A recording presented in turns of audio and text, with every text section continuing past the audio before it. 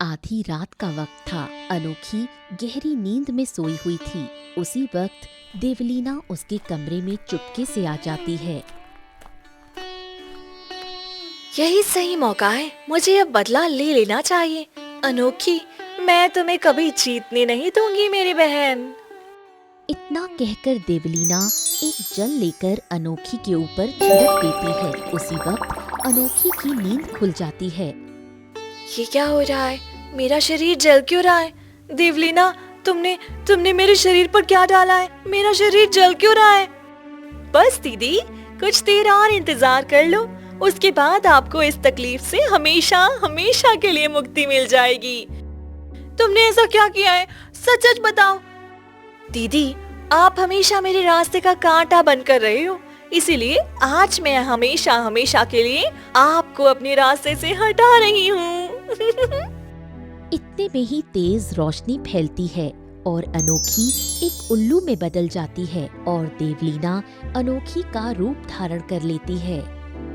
ये क्या? मैं उल्लू कैसे बन सकती हूँ? ये क्या हो रहा है? नहीं नहीं, हे भगवान, मेरा असली रूप तुम्हारे पास कैसे आ गया? देवलीना, आज से मैं अनोखी हूँ और तुम्हारा रूप लेकर मैं इस राज्य पर राज करूंगी। मेरी बहन, तुमने ऐसा क्यों किया? अगर तुम कह देती तो हमेशा के लिए तुम्हारे रास्ते से हट जाती। इतना कहकर अनोखी फूट फूट कर रोती है, पर उसकी आवाज कोई नहीं सुनता और बस उसकी आंखों से आंसू गिरते चले जाते हैं। अब बस, तुम्हें अब रास्ते से हटना होगा, तभी मेरा नया जिंदगी शुरू होगा। देवलीना उल्लू बनी अनोखी को अपने हाथ में ले लेती है और रात के अंधेरे में महल से बाहर निकल पड़ती है और वो चलते चलते एक तालाब के पास रुक जाती है। तुम हमेशा के लिए इसी तालाब में डूब कर मर जाओगी। देवलीना अनोखी को उस तालाब में फेंक देती है और वापस महल आकर सो जाती है। अब बस, कल से मेरी नई जिंदगी शुरू हो गई। मैं अनोखी की जिंदगी जीऊंगी और वो तो हमेशा हमेशा के लिए रास्ते से ही हट गई। किसी को पता भी नहीं चलेगा वे कहाँ है और किस हालत में है। अगली सुबह होते ही राजमहल में भव्य तैयारियां शुरू होती हैं। महारानी, हमारी अनोखी बेटी कहाँ है? कहीं दिखाई नहीं दे रही है। अरे आज तो उसकी ताजपोशी है, आज तो उसे अच्छे से तैयार भी होना है। जाकर देखिए। जी महाराज, मैं अभी लेकर आती हूँ। रानी राजकुमारी अनोखी के कमरे में जाती है, जहाँ देवलीना अनोखी के रूप में सोई हुई होती है। बेटी अनोखी, उठ जाओ, आज तुम्हारा ताजपोशी है और तुम अब तक सो रही हो। मैं बस तैयार हो रही हूँ। फिर देवलीना अच्छे से तैयार हो जाती है और रानी के सामने आती है। अरे मेरी बेटी, कितनी सुंदर लग रही है। आज लगता है स्वयं चांद धरती पर आ गई है। माँ, मैं आखिर हूँ भी तो आप ही की बेटी। हाँ, ठीक कहती हो। चलो, ताजपोशी का वक्त निकल रहा है। फिर अनोखी और रानी दोनों कमरे से निकल आती हैं और दरबार में आती हैं। वाह मेरी राजकुमारी, आज कितनी सुंदर लग रही हैं। इतनी सुंदर तो स्वर्ग की अप्सराएं भी नहीं होंगी।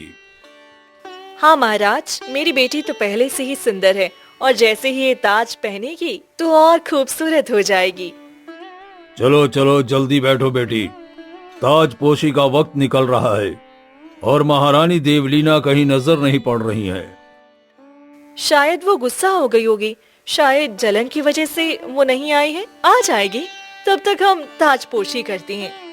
एक बार मेरी ताजपोशी हो जाए, उसके बाद मैं तुम सबको बताऊंगी कि आखिर जलन होता क्या है। तुम सबसे चुन चुन कर बतला लूंगी। जैसे मैंने अनोखी को एक उल्लू बनाया, उसी तरह तुम सबको भी जीना हराम कर दूंगी, तुम सबका। फिर कुछ ही देर में देवलीना की ताजपोशी हो जाती है।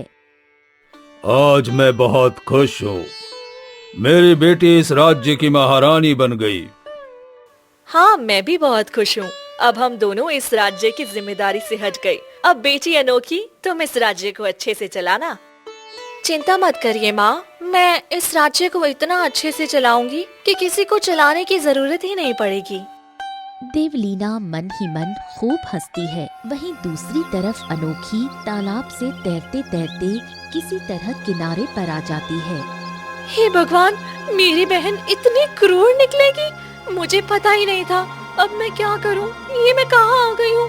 मुझे पता भी नहीं चल रहा और मुझे तो उड़ना भी नहीं आता है। एक उल्लू होकर भी मैं उड़ नहीं पा रही हूँ, लेकिन मुझे किसी भी तरह महल जाना ही होगा।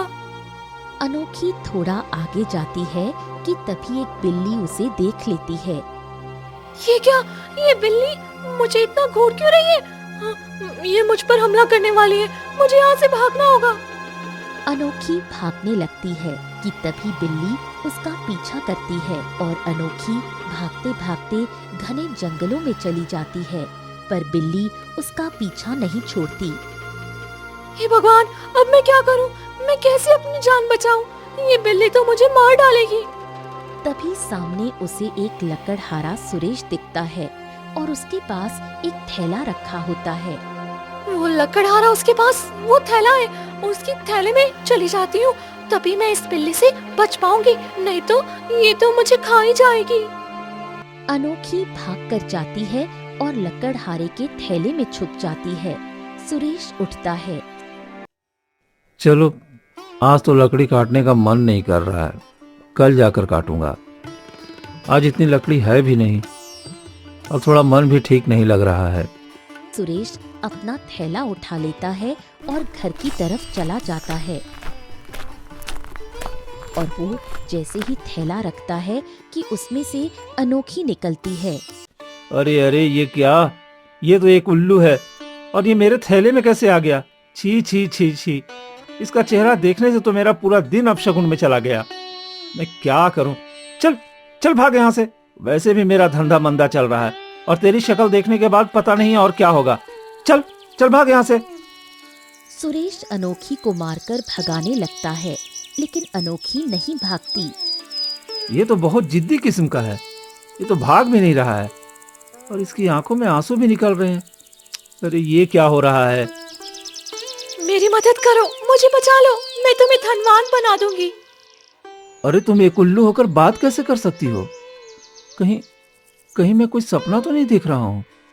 नहीं, तुम सपना नहीं देख रहे हो, मुझे जादू से उल्लू बना दिया गया है। मैं राजकुमारी हूँ, इस राज्य की राजकुमारी अनोखी। मेरी खुद की बहन देवलीना ने मुझे उल्लू बनाया है। मुझे मेरे इंसानी रूप में ला दो, फिर मैं तुम्हें ढेर सारा धन दूंगी और इतना धन दूंगी कि तुम पूरी जिंदगी आराम से बिता सकते हो। क्या तुम इस राज्य की राजकुमारी हो? पर मैं कैसे यकीन कर लूं कि तुम इस राज्य की राजकुमारी हो? तुम मेरी बात पर यकीन करो, मैं सच में राजकुमारी हूँ। चलो, ये अच्छा मौका है। अगर मैं इसकी मदद करूंगा तो मुझे पूरी जिंदगी राजाओं की तरह बितानी पड़ेगी और कभी मुझे रोज रोज लकड़ियां काटकर गांव गांव घूमकर बेचना नहीं पड़ेगा और न ही गांव वालों की गालियां सुननी पड़ेगी। चलो, ये अच्छा मौका है। तुम कुछ बोल क्यों नहीं रहे हो? ठीक है, मैं मान लिया कि तुम राजकुमारी हो। चलो, मैं तुम्हारे साथ चलने के लिए तैयार हूं और तुम्हें मैं इंसानी रूप भी दे दूंगा, लेकिन अपने वादे से मुकरना मत। नहीं, मैं अपने वादे से नहीं मुकरूंगी। जैसा मैंने कहा वैसा ही करूंगी। ठीक है, तो चलो आ जाओ, मेरे हाथ पर बैठ जाओ। फिर अनोखी सुरेश के हाथ पर बैठ जाती है और सुरेश उसे लेकर घर से निकलता है। तभी एक गांव वाला देख लेता है और कहता है, अरे ओ सुरेश, लगता है तेरी शादी नहीं हो रही है, तो तूने उल्लू से शादी कर ली क्या? अरे उल्लू को लेकर घूमता फिर रहा है। अरे ओ काका, अपने काम से मतलब रखो ना, क्यों दूसरे के काम में अपना टांग अड़ाते हो? मैं उल्लू के साथ घूमूं या गधे के साथ, उससे आपको क्या है? अरे तू तो बुरा मान गया। अच्छा चल, कोई बात नहीं, उससे मुझे क्या। तुम्हें जिसके साथ घूमना है घूमो, लेकिन तुम्हें उल्लू के साथ देखा तो इसलिए थोड़ा बोल दिया। गांव वाला हंसते हुए चला जाता है। देखो राजकुमारी, तुम्हारी वजह से लोग मेरे बारे में क्या कह रहे हैं। मैं तुम्हारी मदद कर रहा हूँ इसलिए इसके बदले में तुम्हें धन देना ही होगा। चिंता मत करो, मैं धन जरूर दूंगी, तुम बस मुझे ठीक कर दो। वैसे तुम मुझे कहाँ ले जा रहे हो? एक बाबा है जंगल में, उनके पास बहुत ही अद्भुत शक्तियां हैं, वो तुम्हें जरूर ठीक कर देंगे। सुरेश अनोखी को घने जंगल की एक कुटिया में ले जाता है। अरे ओ सुरेश, तू यहाँ क्या कर रहा है? और आज उल्लू को भी साथ लेकर आया है। आज मेरे लिए लकड़ियाँ लेकर नहीं आया? बाबा, आज मैं आपके लिए लकड़ियां नहीं लाया हूँ, लेकिन कल मैं आपके लिए जरूर ला दूंगा। आज कोई दूसरा काम से आया हूँ। दूसरा काम? और ये उल्लू तुम्हारे पास क्या कर रहा है? ये कोई उल्लू नहीं है, ये हमारे राज्य की राजकुमारी अनोखी है। इसकी बहन ने जादू से इसे उल्लू बना दिया है। आप इसे बस इसके असली रूप में वापस ला दीजिए। ये तो बहुत गलत किया इसकी बहन ने। ठीक है, मैं इसे फिर से इंसानी रूप में ला देता हूँ। साधु महाराज अपने कमंडल से जल निकालते हैं और कुछ मंत्र बोलते हैं और अनोखी के ऊपर छिड़कते हैं, जिससे अनोखी फिर से इंसानी रूप में आ जाती है। मुझे यकीन नहीं हो रहा है कि मैंने फिर से इंसानी रूप धारण कर लिया है। मुझे लगा कि मैं कभी फिर इंसान बन ही नहीं पाऊंगी।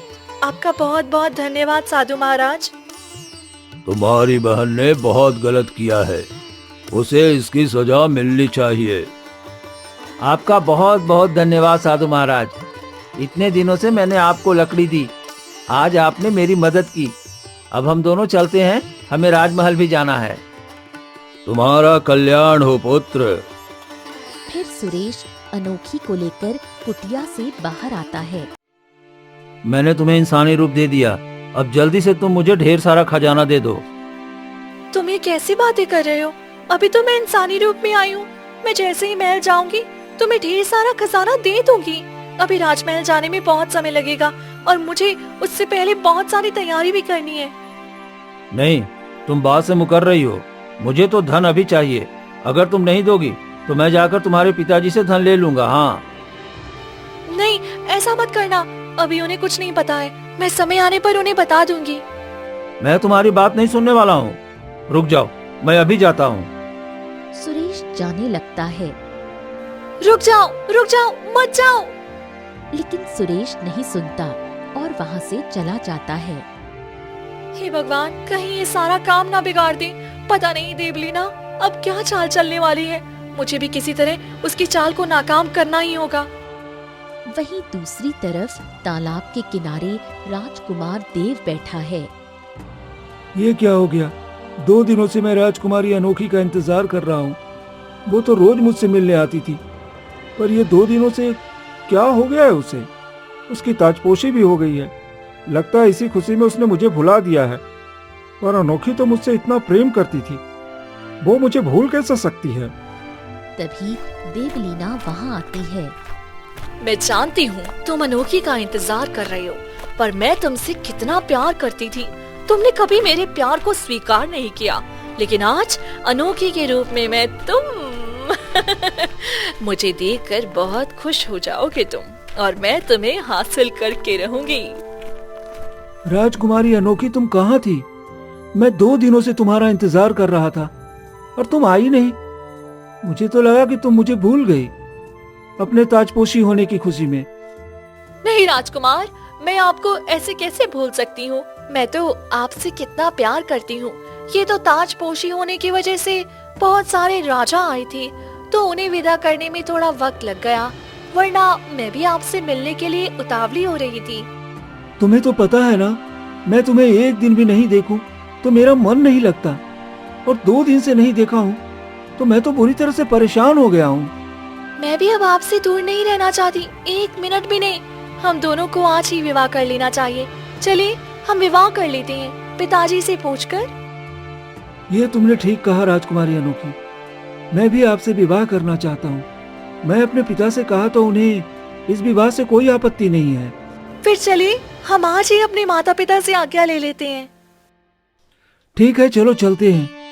फिर देवलीना राजकुमार देव को लेकर राजमहल आ जाती है।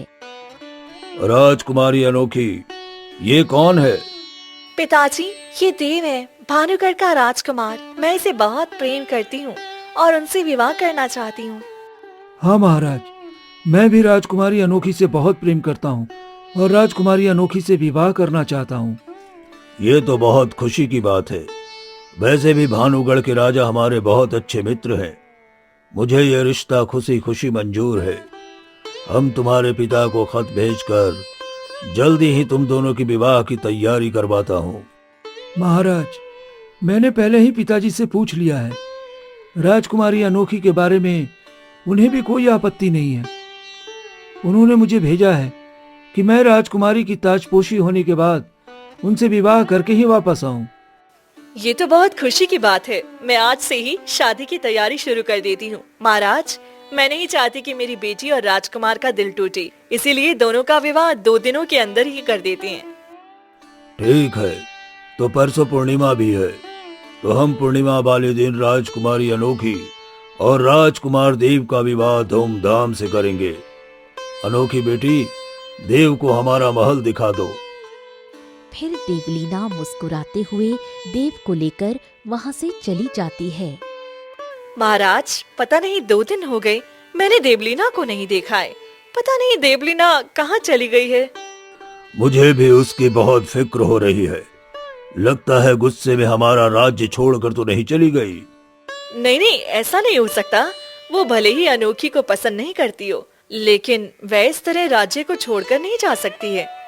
हमें उसे 2-3 दिन का और वक्त देना चाहिए। शायद वो नानी के पास चली गई होगी, पड़ोसी राज्य।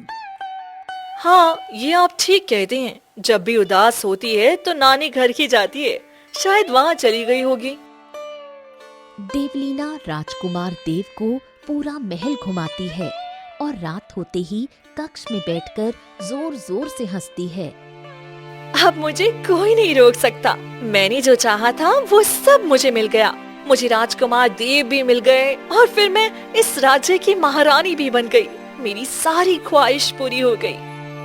इतने में ही लकड़हारा सुरेश खिड़की से कमरे में आ जाता है।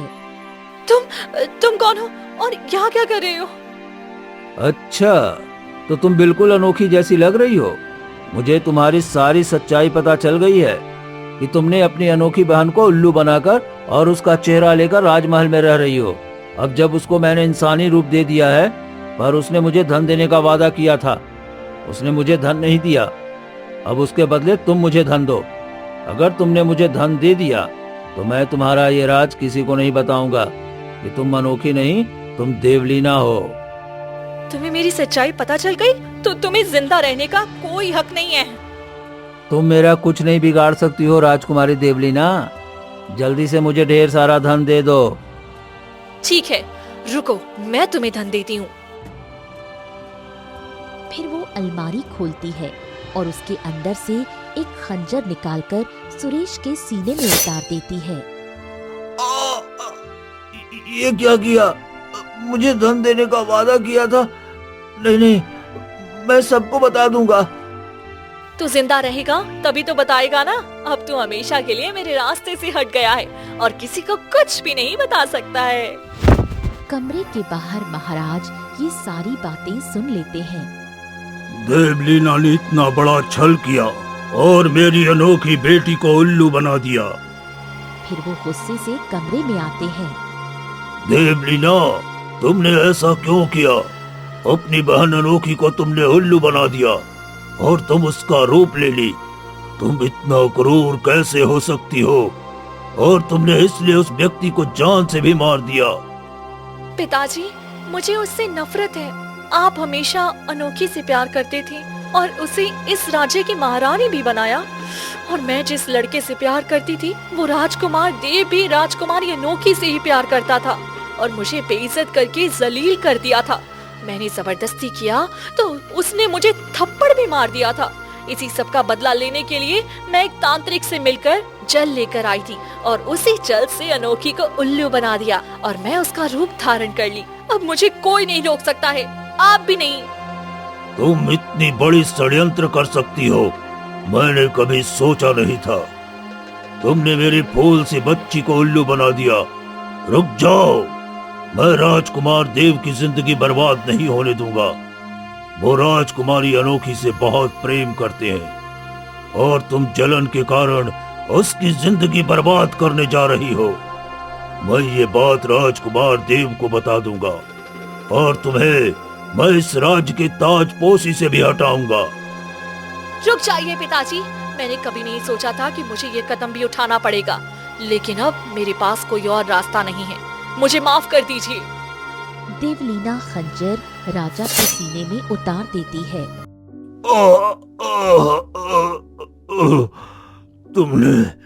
तुमने क्या किया देवलीना? तुम मुझे मार कैसे सकती हो? कैसे मार सकती हो देवलीना? मैं तुम्हारा पिता हूँ। तुम इतनी भी अंधी मत बनो। बेटी होश में आओ। माफ कर दीजिए पिताजी, पर मैं अपने प्यार और इस राज्य को पाने के लिए कुछ भी करने को तैयार हूँ। कुछ ही पल में राजा अपनी आखिरी सांस ले लेता है। मुझे पिताजी को ठिकाने लगाना होगा।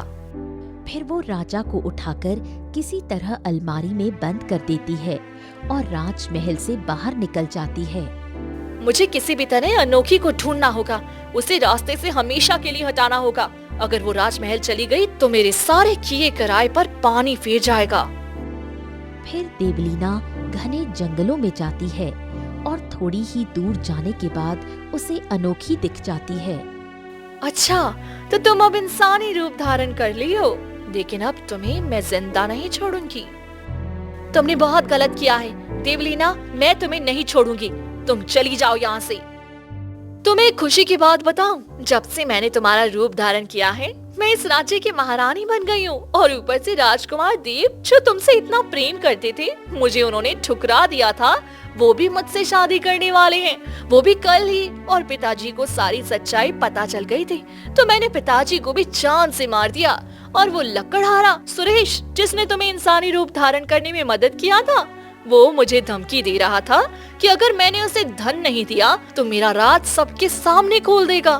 मैंने उसे भी जान से मार दिया। नहीं, तुम ऐसा नहीं कर सकती हो। तुमने पिताजी को क्यों मारा? तुम उनकी बेटी हो, तुम इतनी अंधी कैसे हो सकती हो? ये सब तुम्हारी वजह से हुआ है। सब सिर्फ तुम्हें पसंद करती थी और तुम्हें प्यार करती थी, जबकि मुझसे सभी नफरत करती थी। इसीलिए अब तुम्हें इस दुनिया को छोड़कर जाना होगा। फिर देवलीना एक खंजर निकालकर अनोखी के सीने में घोंप देती है।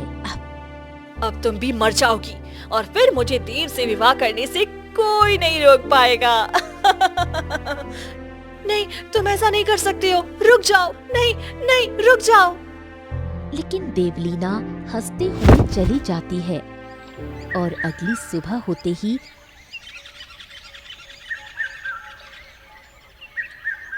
राजमहल में शादी की धूमधाम से तैयारियां शुरू होती हैं और वहीं राजकुमार देव तालाब के किनारे बैठे बांसुरी बजा रहे होते हैं।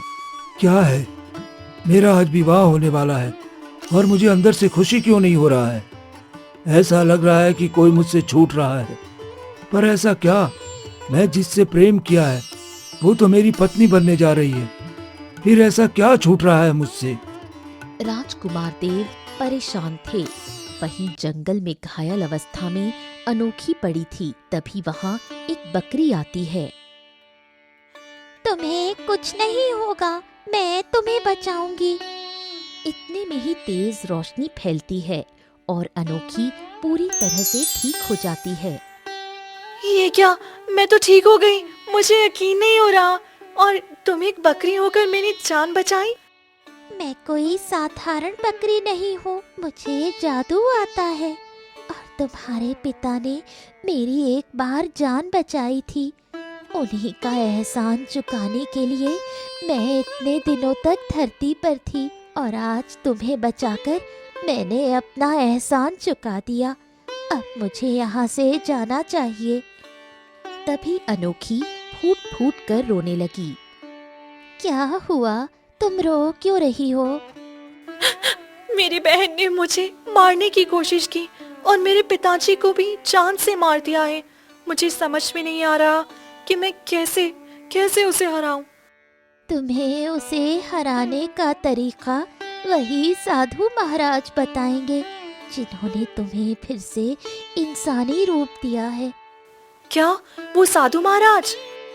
हाँ, क्योंकि वो बहुत सिद्ध पुरुष है। वो तुम्हें ठीक कर सकते हैं, तो तुम्हारी बहन को सबक सिखाने का रास्ता भी बता सकते हैं। अब जाओ, वक्त बहुत कम है। तभी रोशनी फैलती है और बकरी चली जाती है। मैं तुम्हें छोड़ूंगी नहीं देवलीना, तुमने बहुत कुछ गलत किया है। अनोखी वहाँ से निकल पड़ती है और साधु महाराज की कुटिया में आती है। अरे तुम फिर यहाँ आ गई राजकुमारी, बताओ कैसी मदद चाहिए तुम्हें? साधु महाराज, मेरी बहन ने मेरे साथ बहुत गलत किया। मेरे पिताजी को जान से मार दिया और मुझे भी जान से मारने की कोशिश की। वह तो जादुई बकरी ने मुझे बचा लिया। मुझे अपनी बहन को सबक सिखाना है, उसे भी एक ऐसा रूप देना है जिससे वह कभी आजाद ना हो पाए। ठीक है, ये ले जाओ जल। जैसे ही तुम उसके ऊपर छिड़कोगी, तुम्हारे मन में जो रूप आएगा उसको तुम वो रूप दे सकती हो। फिर साधु महाराज उसे थोड़ा सा जल दे देता है और अनोखी वो जल लेकर वहाँ से निकल पड़ती है और घने जंगलों से होते हुए राजमहल पहुँचती है। और जैसे ही वो राजमहल पहुँची, वहाँ राजकुमारी देवलीना और राजकुमार देव के फेरे पड़ रहे होते हैं। रुक जाइए, ये विवाह नहीं हो सकता है। ये क्या अनोखी, तुम यहाँ? तो फिर वो कौन है? वो कोई बहरूपिया है। कैसे हो सकता है? मेरी एक ही शक्ल की दो बेटी? ये क्या हो रहा है? महाराज भी कहीं दिखाई नहीं दे रहे हैं। वो भी कहाँ चले गए पता नहीं। शायद उन्हें दूसरे राज्य में युद्ध के लिए जाना था, तो शायद वो दूसरे राज्य युद्ध के लिए चले गए होंगे। नहीं माँ, पिताजी युद्ध के लिए नहीं, बल्कि देवलीना ने पिताजी को मार दिया और मेरे ही कमरे में अलमारी में पिताजी को छुपा दिया है। रानी भाग कर जाती है और अलमारी में महाराज को देखकर घबरा जाती है और वापस लौटती है। नहीं नहीं, ऐसा नहीं हो सकता। तुमने ऐसा क्यों किया देवलीना? तुमने अनोखी का रूप धारण करके पिताजी को जान से मार दिया। हाँ, मैं ही देवलीना हूँ, मैं अनोखी नहीं हूँ। ये सब मैं बदला लेने के लिए कर रही थी। मैं राजकुमार देव को पाना चाहती थी और इस राज्य को भी। प्यार दिल से होता है और मैं बचपन से राजकुमारी अनोखी से प्यार करता हूँ, तो मैं तुम्हें कैसे अपना सकता था? तुमने बहुत गलत किया, तुम्हें इसकी सजा मिलेगी। तुम लोग मेरा कुछ नहीं बिगाड़ सकते हो। मेरे पास वो जल अभी भी है। मैं तुम सबको जानवर बना दूंगी। रुक जाओ, अभी मैं तुम्हें बताती हूँ। फिर अनोखी जल्दी से वो जल लेकर देवलीना पर छिड़क देती है। तभी तेज रोशनी फैलती है और देवलीना एक चूहा बन जाती है। तभी अनोखी उसे एक पिंजरे में कैद कर लेती है। अब यही सजा है तुमने जो गलत किया है ना, हमारे पिताजी के साथ और बाकी सबके साथ। अब तुम्हें यही सजा भुगतनी पड़ेगी। मेरी बेटी इतनी पत्थर दिल कैसे हो सकती है? जो अपने पिता की नहीं हो पाई, वो हमारी क्या होगी? अपनी बहन की खुशियों से इतना जलती थी कि ये सब कर दिया। माँ, मुझे माफ कर दो। मैं पिताजी को नहीं बचा पाई और ना ही ये सब गलत होने से रोक पाई। इसमें तुम्हारी कोई गलती नहीं थी बेटी, ये तो हमारे भाग्य की गलती थी। फिर सभी मिलकर महाराज का आदर पूर्वक अंतिम संस्कार करते हैं और देवलीना को चूहे के रूप में पिंजरे में कैद करके काल कोठरी में डाल देते हैं। नहीं नहीं, ये क्या हो गया? मैं चूहे के रूप में नहीं रहना चाहती। मुझे यहाँ से बाहर निकालो, मुझे यहाँ से बाहर निकालो। मैं यहाँ नहीं रहना चाहती हूँ। नहीं नहीं, मुझे ये क्या हो गया है? मैं चूहे के रूप में नहीं रहना चाहती हूँ। मुझे यहाँ से बाहर निकालो, मुझे बाहर निकालो यहाँ से। मैं यहाँ नहीं रहना चाहती हूँ। देवलीना जोर जोर से रोती है, लेकिन उसकी आवाज कोई नहीं सुनता। और वहीं अनोखी राजकुमार देव के साथ शादी करके राज्य की महारानी बन जाती है और खुशी खुशी अपना जीवन यापन करने लगती है।